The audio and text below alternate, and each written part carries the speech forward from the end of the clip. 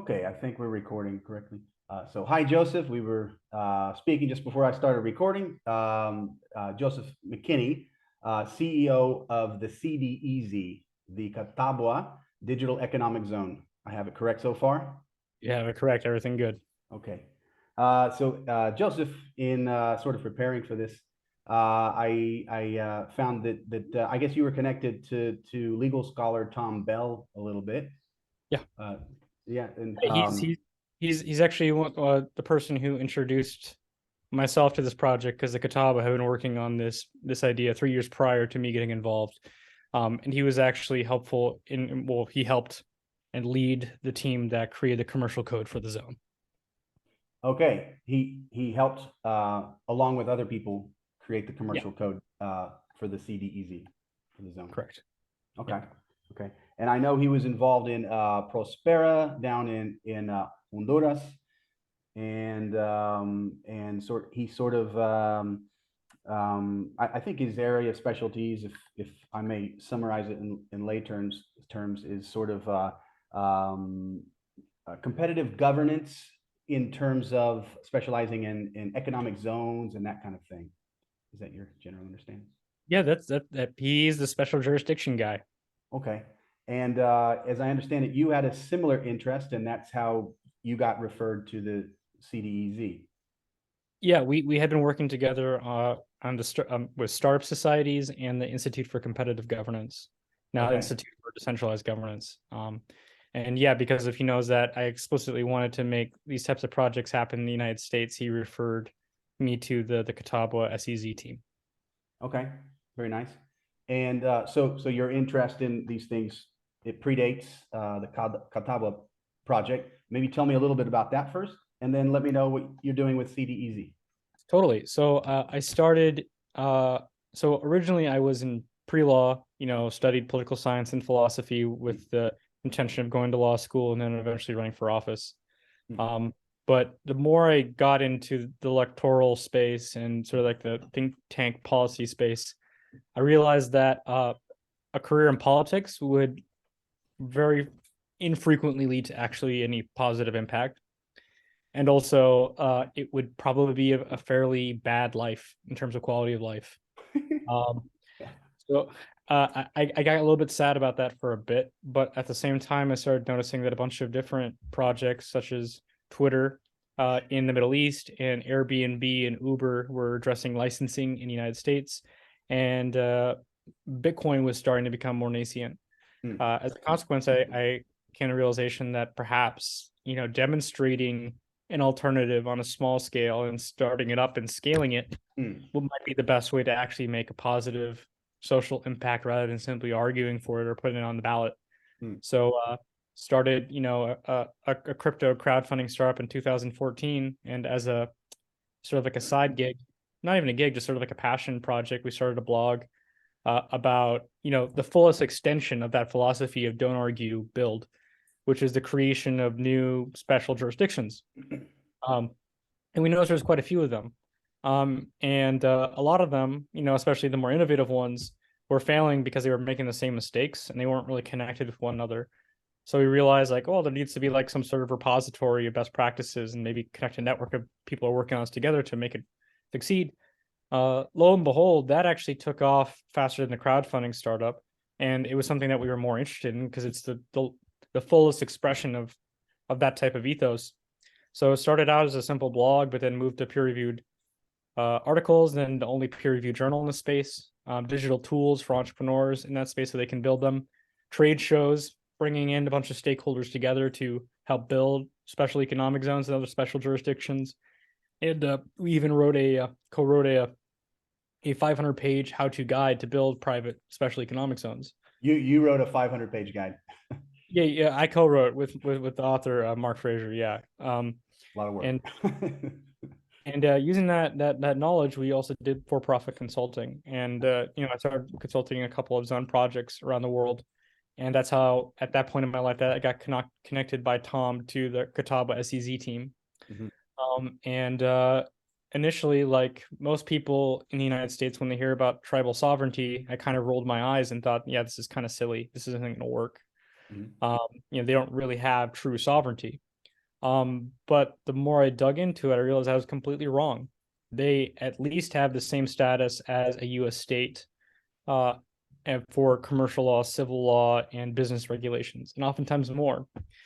Um, so once I realized that, I thought this would be absolutely perfect for the digital assets space. It'd provide a really good economical model to get everything started that had low land use requirements. There's a lot of low hanging fruit with defining digital assets and regulations and what have you. And it could be as simple as having an e-residency type program. So with that model in mind, we worked with their economic development arm, and I moved down here to South Carolina to work directly with the nation's attorneys and business leaders, as well as their elected leadership. Most importantly, started reaching out to heads of families and tribal elders, so we could communicate the benefits of the project to the Catawba. And by going out to eat at Golden Corral and what have you, developed a rapport to the point where we developed essentially a grassroots movement to implement a special economic zone in the United States.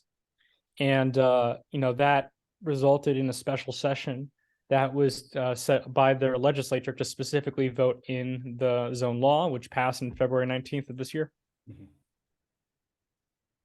Okay, and it was I think in August when I published an article or on the newsletter, which also gets published as an article for Brave New Coin on what you were doing with I guess it was draft regulation for decentralized autonomous organizations or DAOs.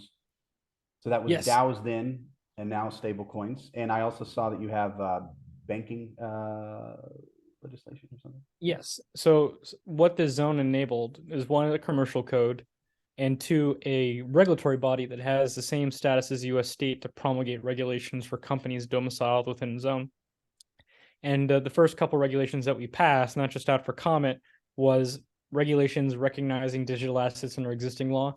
Firstly, with the Wyoming definitions, but also with the Uniform Law Commission's amendments to the UCC through Article 12. And remind me what the UCC is. Uniform Commercial Code. It's the commercial codes that all U.S. states have.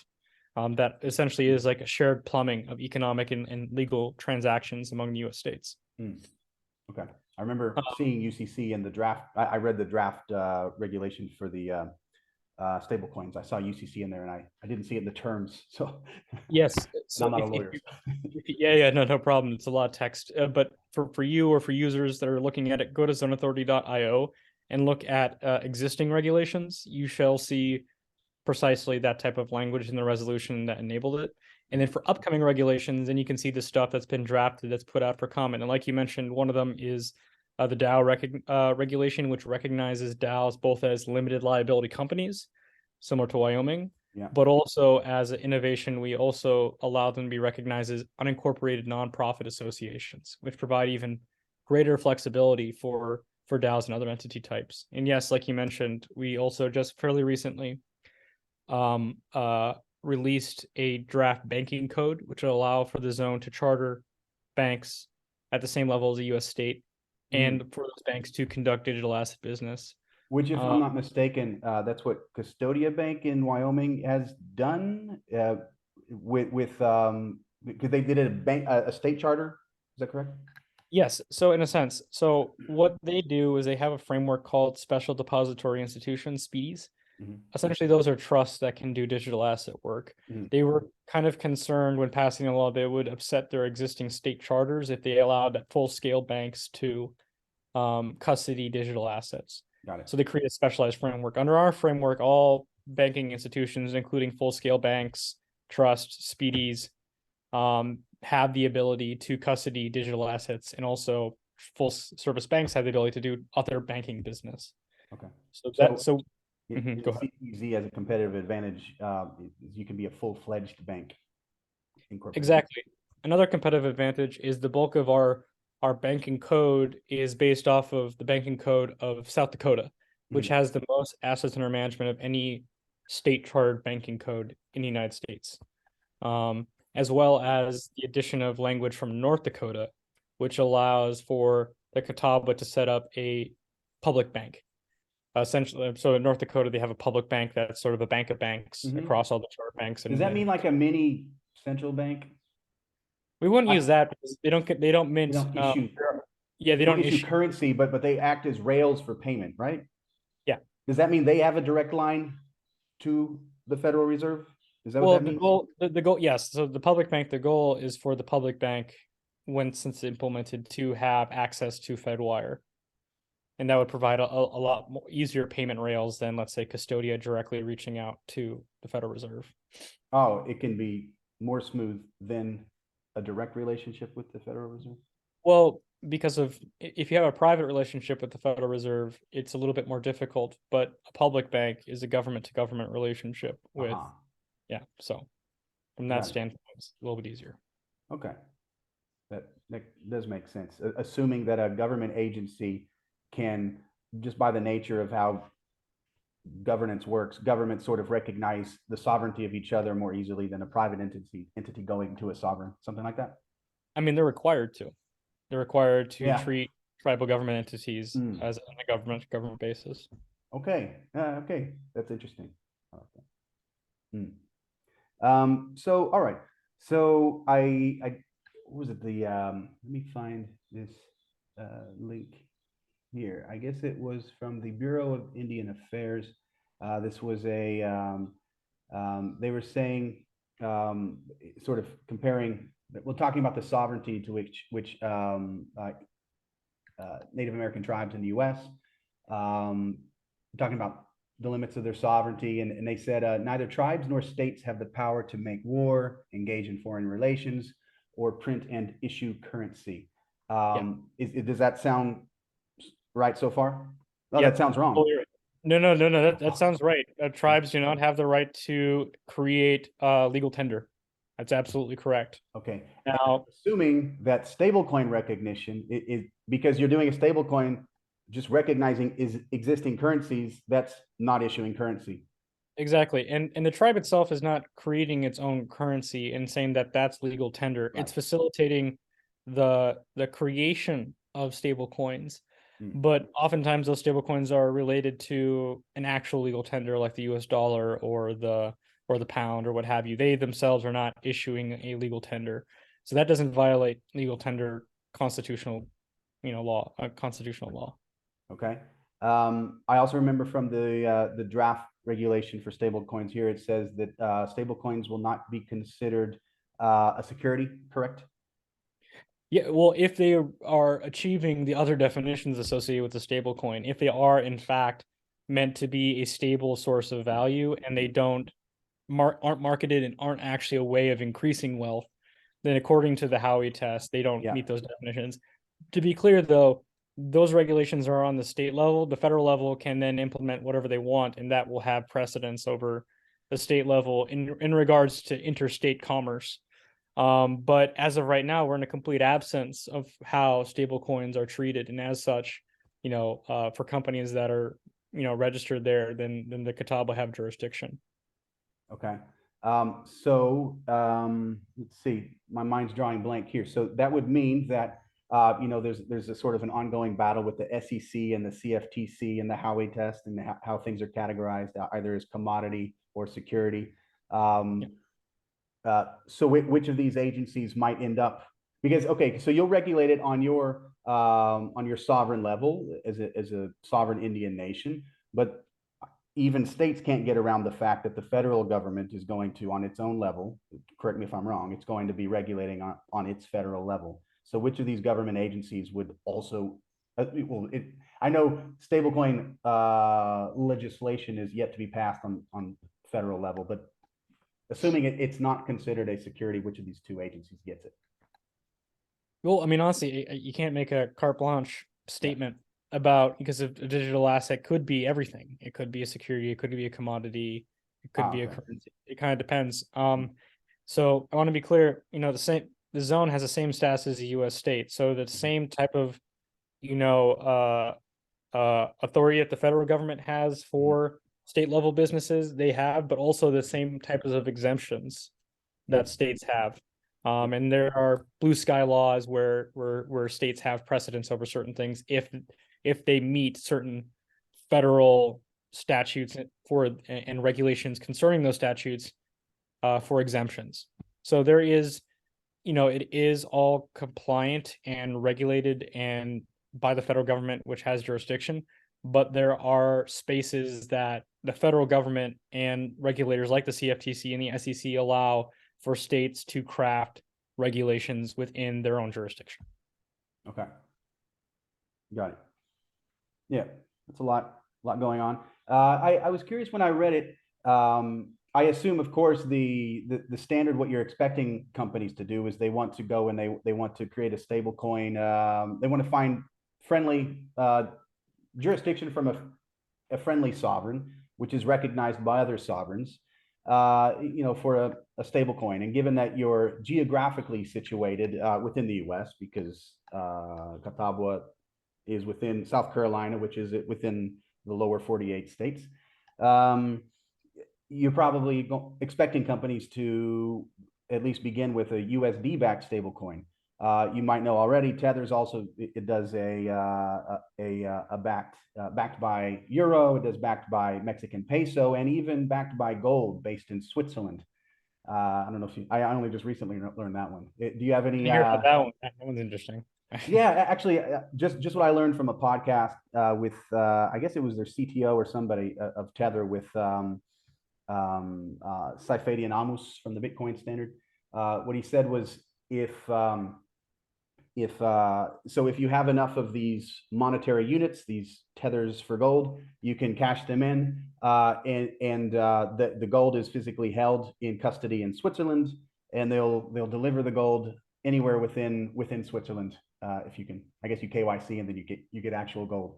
Anyway, I'm curious if anything other than USD came up so far in your internal discussions.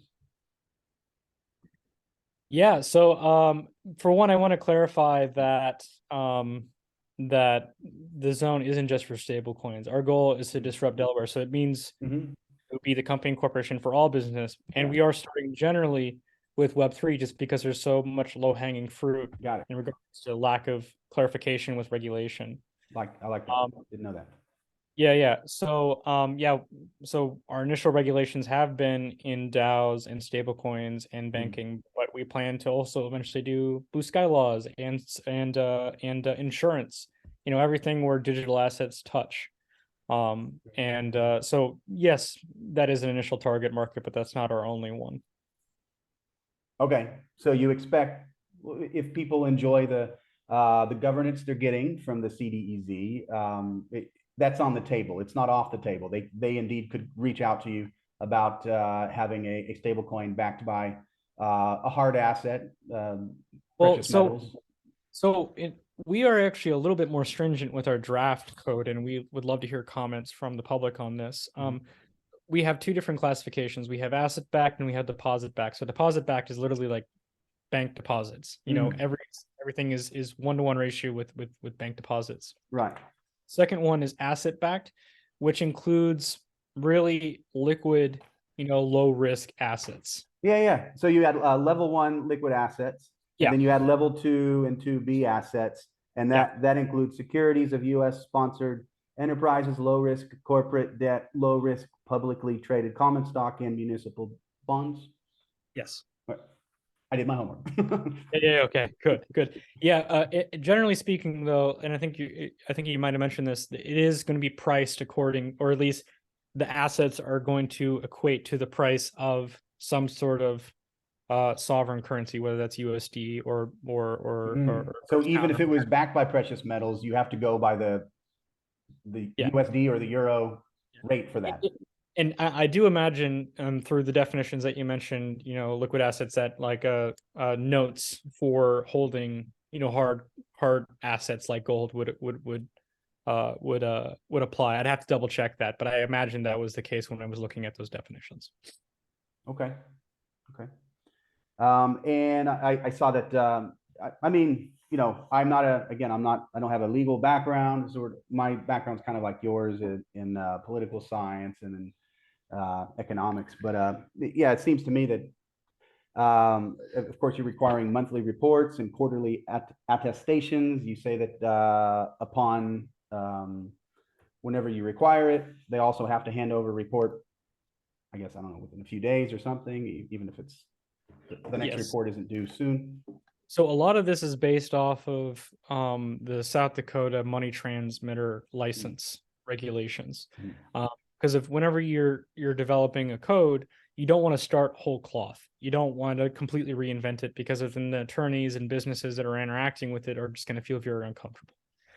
So what we did is that we took a lot that was good with the money transmitter license in South Dakota, but also, stripped it away of stuff that doesn't make sense for a stablecoin issuer, and added requirements that were specific to the intrinsic nature of a stablecoin and of digital assets.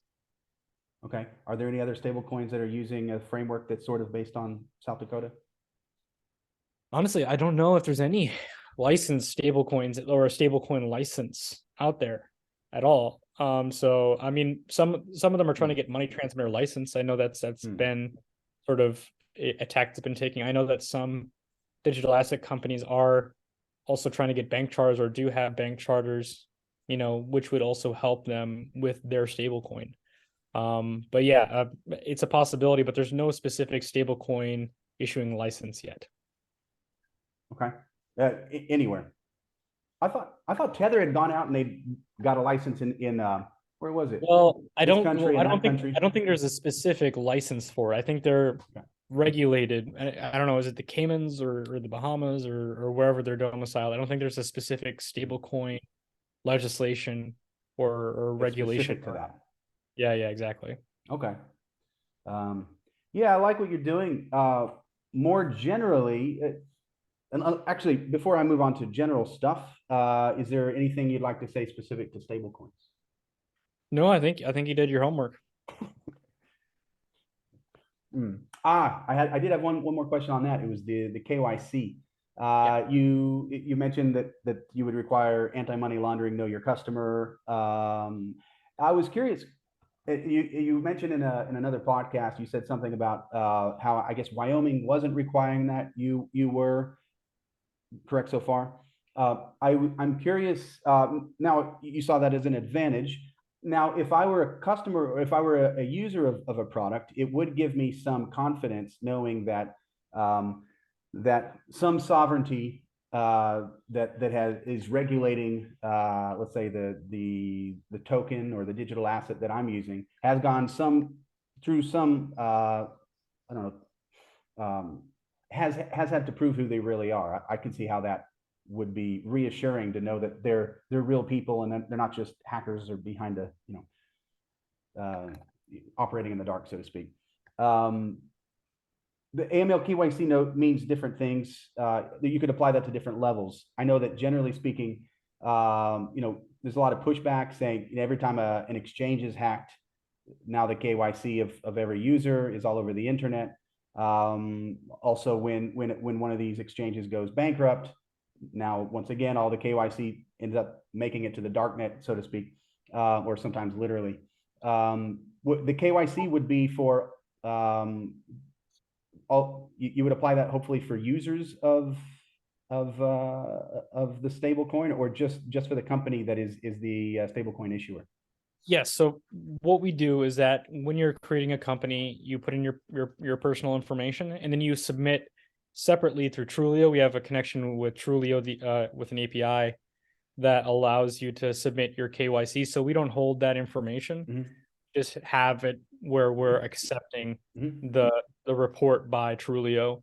So we don't hold that information. And eventually what we want to do is, we want to even decrease the amount of information even further. That's simply that we issue a DID once that's been approved by Trulio. So the only thing that signifies that they pass KYC is they get a DID or an NFT signifying that they actually conducted KYC. Okay, that the company's representatives did KYC in order to incorporate. Correct. Okay. Yeah. So that's not a all their users have to KYC or anything like that. Oh, no. Yeah. I wouldn't think so, because it's a blockchain. It's supposed to be permissionless, but just clarifying that. Yeah. That would be a logistical nightmare. Yeah. Okay. And that's reassuring from a user point of view as well, I think. Yeah. I think generally there's a lot of pushback towards KYC, but on the company level, again, if I'm doing business with a company, I do want to make sure that the company that's incorporated somewhere has again isn't operating in a dark basement somewhere. Yeah, no, totally. More generally, just maybe on the philosophical level, I don't know if have you seen that book? You familiar with that? I've heard that book discussed many times. Yeah. Yeah. Anyway, there was it foresees a lot of I think the things we're going through. It foresaw cryptocurrencies and this kind of thing. It got Y2K wrong. That turned out to be nothing. But Well, it they're in talked good about. company. Say again. They're in good company then. They're in good. Oh yeah, a lot of people got. Oh, you Yeah. got Y2K wrong. No, no, I was too young to get caught up in that, but I know plenty of people did, stock up on a lot of water and stuff like that. Oh yeah. But just generally, by the way, this is for anyone that likes decentralized governance and trying to figure out where the world's going. And this was published in 1997. Peter Thiel did the was it the preface of it. It talks about hotel chains and religious organizations and so on. Or sovereignties leasing their sovereign nations leasing their sovereignty to what we normally consider non-sovereigns, hotel chains and so on. And it seems to me like in the turbulent times we're living in, it's advantageous to be distributed. Let's see, have a literal permanent residence to live in this country, a citizenship in that. And I assume you guys generally are offering something in this space in a very turbulent world. That's my point. Well, what the Catawba are providing is a legal framework to govern companies that voluntarily choose to be governed under those laws. So it's not like people are born within the Catawba Digital Economic Zone site, where we're having the address. It's a fairly small site. So it's an opt-in type of a relationship, and it's entirely customer focused, making sure that the people that are governed find the legal framework attractive and making sure that it protects the users that use that legal framework. So it's very the Catawba are using their sovereign status to do what traditional government should do, which is to govern well and on a consensual basis. Yeah, I think if you're a relatively bureaucratic nation, let's say you're Malaysia, and then this swamp island, now called Singapore, starts doing really well with different governance, then you have all the incentive in the world to say maybe we should change some things. We're losing all this money going across the water to Singapore. Yeah, no, that's the intent behind a lot of these special jurisdiction projects. Is that I think the book Foundation, it quote, I'm going to totally misquote it, but larger nations gain wealth and status through war, and us smaller nations must resort to commerce. yeah, I like that. I think I've heard some version of that. Yeah. Yeah, 100%. And and the example I use in the book was basically sovereign nations, let's say, leasing out their sovereignty to non-sovereigns, companies and religious organizations. But in your case, there's a sort of jurisdictional arbitrage that comes from you're a sovereign, the Catawba nation, Catawba nation is. And it's relatively smaller, so it can move quicker. It can adapt quicker to the needs of those it's governing. I like it. Awesome. Cool. Hey, I won't take too much of your time. Let me know if there's anything else you'd like to throw in here for people that might want to know more. No, yes, totally. So check out catawbadigital.zone for general information. And if you're interested in the legal framework, go to zoneauthority.io. There's also a couple of pieces about us in Forbes, Fortune, as well as a couple of pieces in CoinDesk. We also just launched our product publicly for the first time for U.S. Citizens who are in the United States to register LLCs.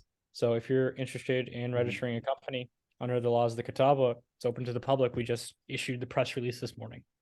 Oh, awesome. Okay. One last one, since I'm thinking of it, is I think I saw a podcast with Patri Friedman a while back, and he was talking about how Palau, which is a country I actually hold e-residency in. It doesn't mean I can live there, but they produce an ID, and I don't know what I can do with this ID issued by a sovereign before. I just know that I don't like that every time I show an ID, it's here's the sovereign that owns me, right? I have otherwise no connection with Palau, so I like that they do that. But Patrick Friedman was saying that Palau also did something about they're also trying to compete with Delaware. And one idea that they have is that you can go to them and you can say, we would like to be governed by the laws of, I don't know, Hong Kong, fill in the blank corporate structure that you like from another nation state. And you can present it to their board, I guess, and say, we would like to be governed by these rules. Would you, Palau, be willing to govern us by those rules? For whatever reason, we don't actually want to be governed by Hong Kong in Hong Kong, but we like Hong Kong's rules, and we'd like to be governed by you in Palau. I don't know if that's that idea has reached Catawba Nation. So Frank, I'm not sure that's possible in Palau right now. I actually asked a couple of people that are familiar with the project and about that. I know that Honduras, Prospero Honduras allows for that type of framework where they do.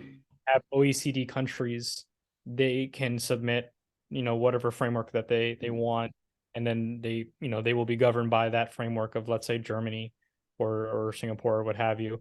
But I'm not sure Palau does. I mean, at this point, the Palau residency is an ID that indicates that you have passed KYC and you have some sort of address, but it doesn't have a legal entity associated with it. You can't.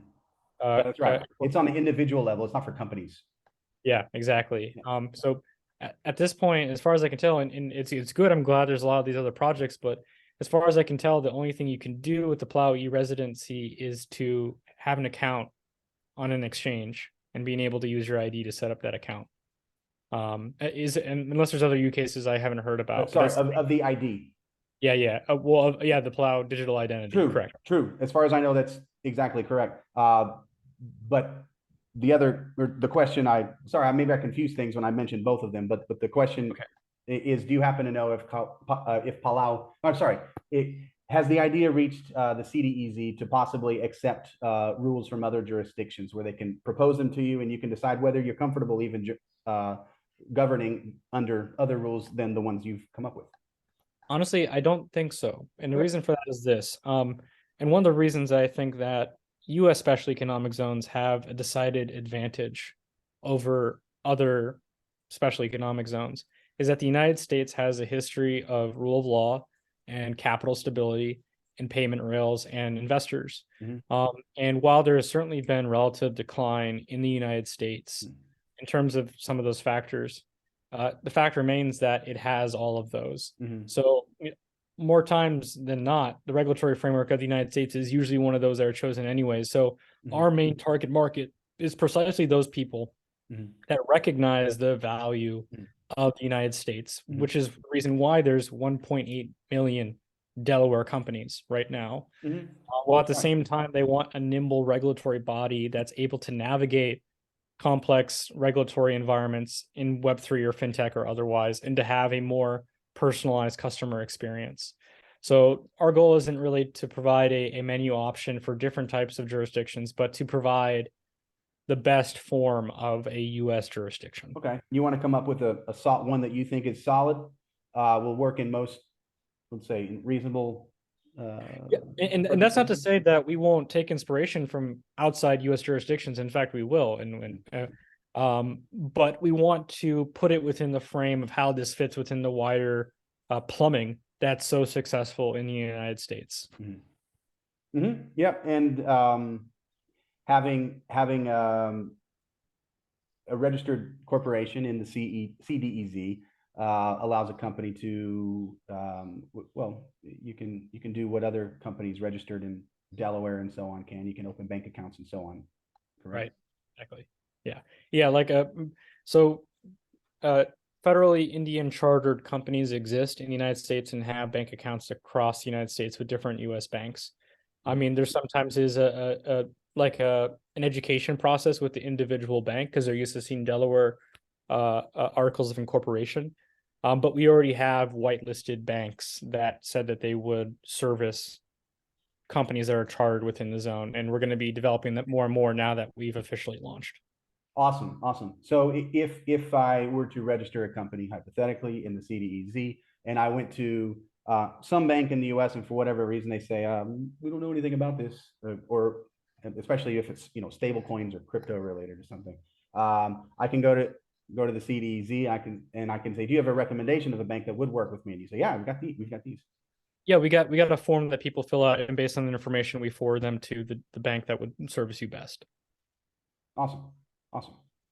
Okay. Well, Joseph McKinney, thank you very much. I appreciate your time. I know it was relatively short, but I learned some, and I really like the project you guys are working on. Perfect. Thank you so much. I appreciate you taking the time to interview me. Thank you. Cheers. Have a good one. Bye-bye.